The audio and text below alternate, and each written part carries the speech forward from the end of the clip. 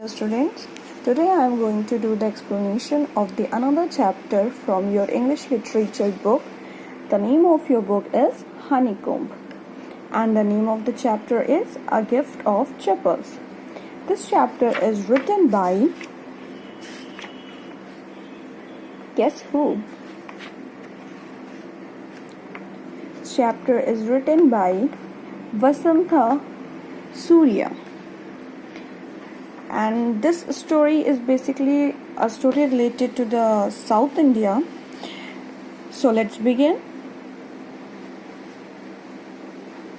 A smiling Rukumani threw open the door. Ravi and Meena rushed out and Ravi pulled Mridu into the house. Wait, let me take off my slipper, protested Mridu. She set them out neatly near a pair of large black ones. They were grey actually with dust. You should see the clear mark of every toe on the front part of each slipper. The mark for the two big toes were long and scrawny. ये story शुरू होती है smile करते हुए रुकू और money दरवाजे पर से दरवाज़ा खोलते हैं। रवि मीना दौड़ करके जाते हैं और मृदु को घर के अंदर लेकर के आते हैं। तो ये स्टोरी जो है वो एक लड़की की है जिसका नाम मृदु होता है, जो मद्रास में ही पली बड़ी है और अपनी दादा दादी के साथ वो अपनी आंट के घर जाती है और वहाँ वो अपने कज़न्स से मिलती है। उसके कज़न्स का नाम होता है लल्ली, रवि एंड मीना। तो वो लोग भी बहुत एक्साइटेड होते हैं मृदु से मिलने के लिए। जैसे ही वो पहुंचती है वो झट से दरवाज़ा खोलते हैं और उसको अंदर खींच लेते। तो वो कहती है कि अरे मुझे चप्पल तो उतार लेने दो, और अपनी चप्पल बाहर उतारती है जहाँ पे ऑलरेडी एक बहुत बड़ी सी ब्लैक कलर की स्लीपर रखी होती है जो डस्ट के कारण ग्रे हो चुकी होती है और ऐसा लग रहा होता है किसी बहुत बड़े से इंसान का स्लीपर है ये। Mridu didn't have much time to wonder about whose sleeper they were because Ravi dragged her to the backyard. Behind a thick bitterberry bush, there inside a torn football lined with sacking and filled with sand, lay a very small kitten lapping up milk from a coconut half shell. मृदु से पहले सोचती और पूछती कि वो sleeper किसकी है। रवि उसको खींच करके घर के पीछे हिस्से में ले जाता है, डेट इज़ द बैकयार्ड, जहाँ पर झाड़ियों के पीछे छुपा करके फुटबॉल को फ्लैट करके उसके अंदर सैंड भर करके एक छोटी सी बिल्ली रखे हुए होते हैं जो कि कोकोनट के हाफ शेल में रखे दूध को पी रही होती है। We found him outside the gate this morning, he was mewing and mewing, poor thing said Meena. It's a secret. Amma says Party will leave for our Paddu Mama's house if she knows we have a cat. तो मीना उसको बताती है कि ये बिल्ली हमको घर के बाहर मिली है और हमने इसको छुपा करके यहाँ पे रखा है क्योंकि अगर पार्टी को पता चल गया तो वो मामा के घर चली जाएंगी इस बात से नाराज होकर कि हमने कैट रखी। People are always telling us to be kind to animals, but when we are, they scream. Oh, don't bring that dirty creature here, said Ravi. Do you know how hard it is just to get a little milk from the kitchen?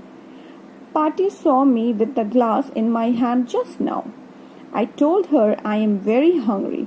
Patty is basically the name given to grandmother in Tamil. But the way she looked at me, I had to drink most of it to throw her off the scent. Then she wanted the tumbler back. Party, I will wash it myself. Why should I put you to trouble? I told her. तो रवि अपनी बात को आगे add करता है कि जो लोग हैं वो तो कहते हैं कि मुझे जानवरों के साथ काइंड होना चाहिए, उनकी हेल्प करनी चाहिए, लेकिन जब हम उनको घर लेकर के आते हैं तब वो हमें डांटते हैं कि ये कौन से गंदे से क्रिएचर को ले आए। और आगे अपनी दुख भरी कहानी बताता है कि इसको किटन को दूध पिलाना तक हमारे लिए कितना मुश्किल रहा कि हमको किचन से चोरी करके लाना पड़ा, क्योंकि पार्टी देख लेती तो डेफिनेटली हम लोग की अच्छी खासी बैंड बज जाती। तो हम लोगों को छुपा करके लाना पड़ा। इवन मुझे तो आधे ग्लास पी लेना भी पड़ा क्योंकि पार्टी ने मुझे पकड़ लिया था, और अगर उन्हें शक हो जाता तो शायद हम लोगों के लिए बहुत डेंजरस सिचुएशन हो जाती। तो उनके शक से बचने के लिए मुझे हाफ ग्लास वहीं पीना पड़ा, और फिर वो ग्लास मांगने लगती हैं कि चलो मैं धुल देती हूँ, तो मुझे एनी हाउ उनको कहना पड़ा कि मैं खुद वॉश कर दूंगा।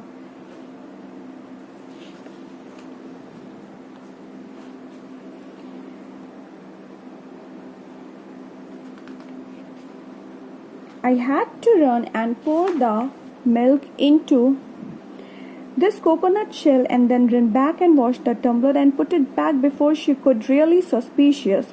Now we have to think some other way to feed Mahindran. तो फटाक से दौड़कर आता है और उस कोकोनट शेल में दूध को रख देता है, वापस से किचन भाग के जाता है क्योंकि उसको अभी उस टम्बलर को वापस से रखना था, वरना पार्टी दोबारा शक करने लगती।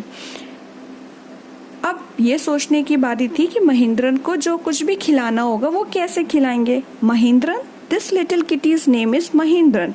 Mridu was impressed. It was real name, not just a cute kitty name.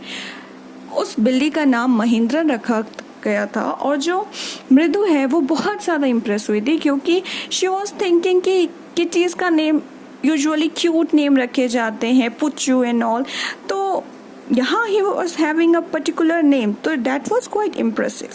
Actually his full name is Mahindra Varam Pallava Punai, MP Punai for short if you like. He's fine breed of cat. Just look at his fur, like lion's mane, and you know what the emblem of the ancient Pallava king was, don't you? He looked expectantly at Mridu. अब वो मृदु को पूरी महेंद्रन की story सुनाने लगा जो उसने खुद से बनाई थी कि ये एक बहुत फाइन ब्रीड का है, ये एक लॉइन डायनेस्टी से बिलोंग करता है, इसके जो पूर्वज थे, he is a descendant of great privilege lion who used to serve the Pallavas. Mridu giggled, thinking I'm joking. Well, just wait. I'll show you sometime. It's clear you don't know a thing about history. मृदु को थोड़ा अजीब लगता है तो रवि कहता है कि तुम्हें लग रहा होगा कि मैं मजाक कर रहा हूँ, तो तुम थोड़ा देर रुको, मैं अभी तुम्हें बताता हूँ कि ये सारी बातें सच है, तुमको हिस्ट्री के बारे में कुछ भी नहीं पता। Haven't been to Mahabalipuram, have you? He said mysteriously. और फिर पूछता है कि क्या तुम कभी महाबलीपुरम नहीं गई? Well, when our class went to Mahabalipuram, I saw a statue of this Thatas, etc. Fact is, Mahindra here is a descendant from that very same ancient cat, a close relative, scientifically speaking, of none other than the lion. The Pallavas lion emblem of the Pallava dynasty.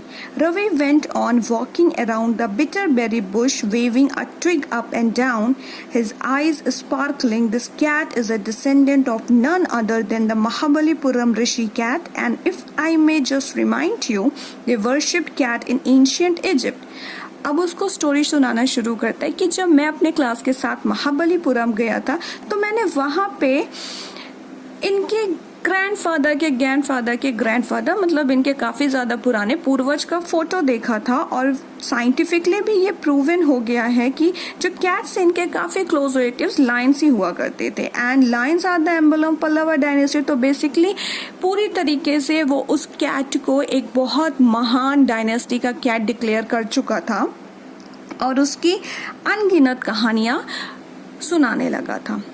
How he loved the sound of his own voice. Meena and मृदु exchange look. Meena और मृदु जो थी वो एक दूसरे को देख करके ये सोच रही थी कि रवि को कितना ज्यादा खुद की बात करना पसंद है। What does that have to do with anything? मृदु demanded. तो मृदु ने बोला कि इस बात का इस चीज से क्या लेना देना है। हाँ, I'm telling you, this cat is descendant and from the Egyptian cat god, no, goddess, past it, yeah, that's it. तो उसको कहता है कि अरे मैं बता रहा हूँ ना कि ये जो कैट है ये इजिप्शियन गॉड का आगे का अवतार है। No, goddess, that was kitten, so he just changed की goddess है। So पूछती तो फिर इसका क्या मतलब है? Well, one of the descendant of that cat goddess was stowed away in one of the Pallava ship, and his descendant was the Mahabalipuram Rishi cat who was descendant as Ravi flourished his twig at Mahindran, MP Punai here. Whoop, eek, he shrieked, very pleased with himself. तो आगे story सुनाता है कि ये मुझे लगता है कि उन कैट के भगवानों में से है जो पल्लवा के शिप में छुप गए थे और महाबलीपुरम के ऋषि कैट्स के डिसेंडेंट से, और काफ़ी आगे उसके बारे में फेंकता है, कहानियां सुनाता है और कहता है ये वो कैट है जो उस ज़माने के महान कैट्स में से एक हुआ करते थे, उन्हीं के आगे की जनरेशन है।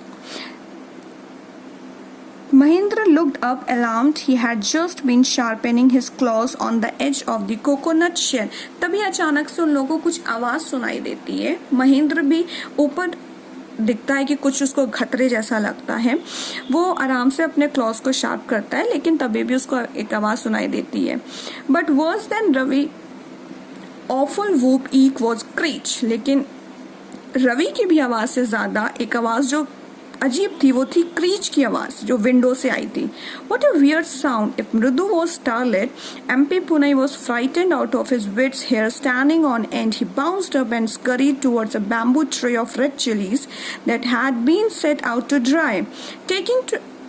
Tried to hide beneath it. He tipped a few chilies over himself. Meow! He howled miserably. उस क्रीच की आवाज पर सबकी हालत खराब हो गई थी क्योंकि बहुत इरिटेटिंग से साउंड आई थी। जो एमपी पुनई था, जो किटन था, वो तो फटाक से भाग करके जहाँ पर चिली सुखाई जा रही थी वहां जाके छुप जाता है और वहीं से म्याऊ की आवाज देता है जो बहुत डरी हुई साउंड करती है। That screeching went on and on. What's the noise? said Mridu. That's Lily learning to play the violin, grunted Ravi.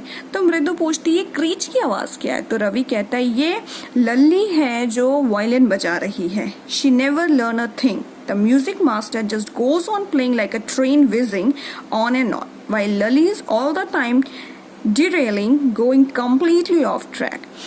आगे ऐड करता है कि उससे कुछ भी नहीं सीखा जाता। जो मास्टर जी है वो तो बहुत अच्छे से वायलिन बजाते जाते हैं, बट ये जो लल्ली है ये एक भी टोन सही नहीं बजा पाती है। So this was the part 1 of this story. For the part 2, you have to wait for the next day. Please listen to the audio very carefully. And we will discuss about this in your online class. Then we will go on to the part 2 of this chapter and we will see whether Lily actually learned to play the violin or something else happened. And what happened with Mahendran? Was Party satisfied with the Mahendran to keep her at their place, or they have to shift him to some other place? There are lots of questions that are required to be answered, and for that you have to understand the chapter really very carefully. Thank you everyone.